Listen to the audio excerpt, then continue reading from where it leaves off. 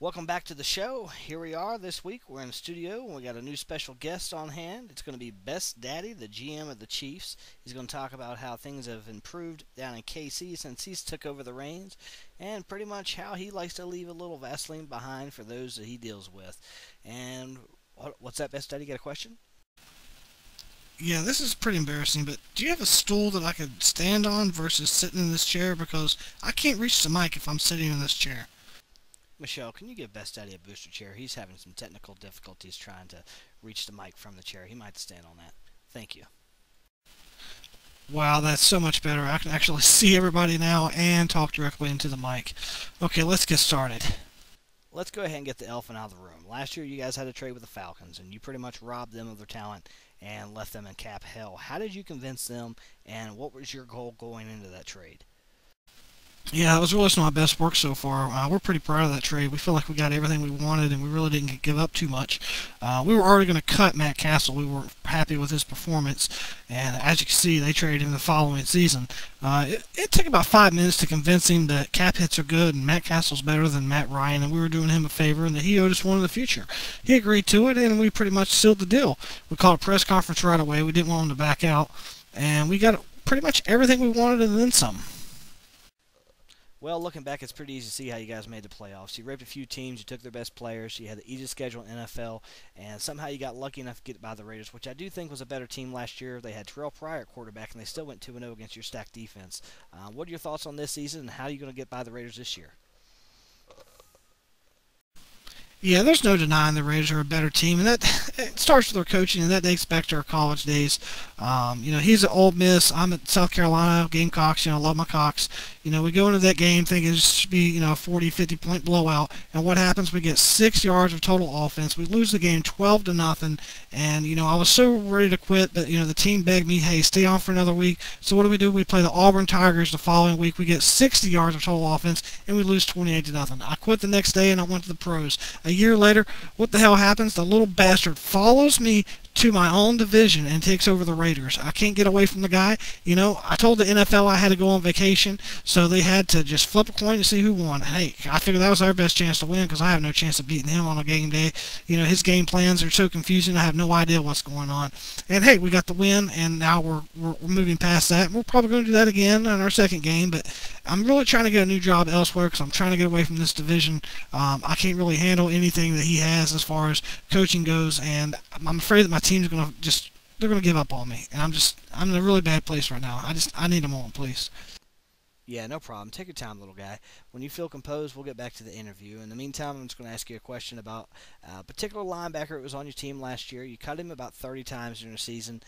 That's a lot of cutting and signing, cutting and signing. What is the deal with him, and why do you keep bringing him back to your team? Yeah, thanks. I feel a lot better now. To answer your question about Bobby Carpenter, I'm not going to lie. The guy gives great hand jobs. I'm talking about the kind of happy ending that you see on TV where you walk around with that shit grin and everybody knows you just got some. That's a Bobby Carpenter hand job. And there's nobody better in the business. And I like to say it's that we're picking his brain because he's a journeyman and it helps us win games and all that. It's not. I mean, we cut him every couple of weeks because his hand gives out. And as soon as the hands gives out, we let him go. We bring him back in and he's fresh and ready. But that's about all there is. It's nothing really to, put in the tabloids or anything. I'm sure every team's doing this. Yeah, I'm pretty sure other teams aren't doing that, and you're the only one. You seem like a pretty sick bastard, but you should probably seek help, and hopefully you'll get it. But yeah, we've had a caller on hold for a while, dating back to this conversation you had about the Patriots, how you're going to demoralize their defense, you're going to turn them into a bunch of schoolgirls. This caller's been on hold for quite some time. If we don't get them, I think we're going to lose them. Caller 1, you're on the air. What's your question? Hey, thanks for taking my call.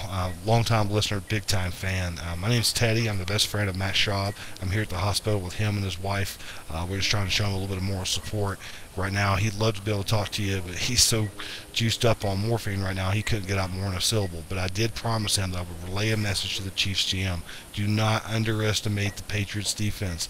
That defensive end, Gilbert, the guy is a beast. He's the one that did this to Matt, and I got to tell you, man, I don't think he should be allowed to play in the NFL. The guy is just a physical freak, and now he has some other rookie right beside him called Lebowski, who knows, some little Polish guy running around ripping off heads.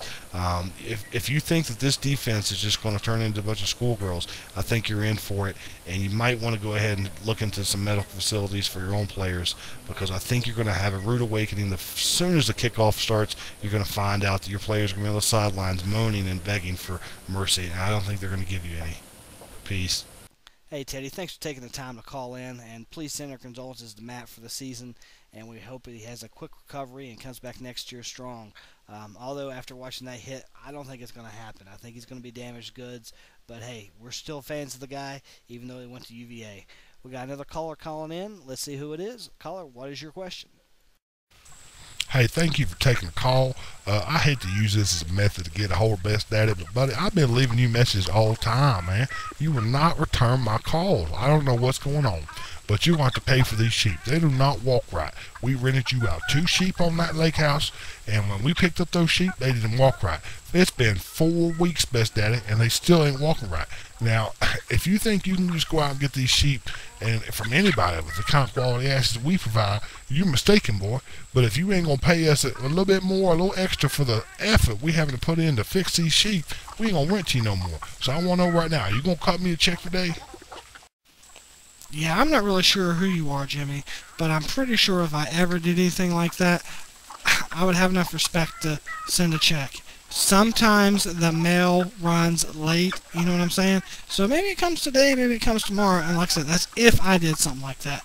But my guess would be you'll have it by Thursday. Yeah, Best Daddy. He didn't say his name was Jimmy, but my producer just informed me that his name was in fact Jimmy. So I'm going to go ahead and connect the dots and say that you're the guy that rented a sheep, and that he should expect that check there on Thursday. Either way, we're going to stop this interview now. We don't tolerate that around here. That ain't no burr. That's my daddy. You guys are freaks. Good luck with your season. I think New England's going to rip you a new asshole. Good luck.